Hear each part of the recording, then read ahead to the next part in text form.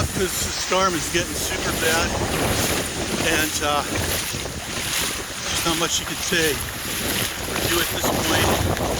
There's a car coming through right now in the parking lot, which is normally high and dry, and right now the parking lot is being flooded from surge, from water in the ponds surrounding the buildings.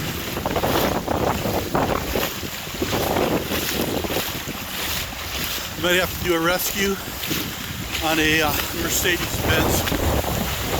Here. Oh, Lord! Oh!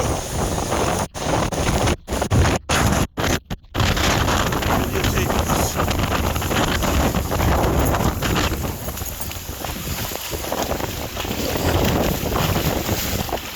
There's nobody in the car. Looks like it's vacant. The car's been abandoned.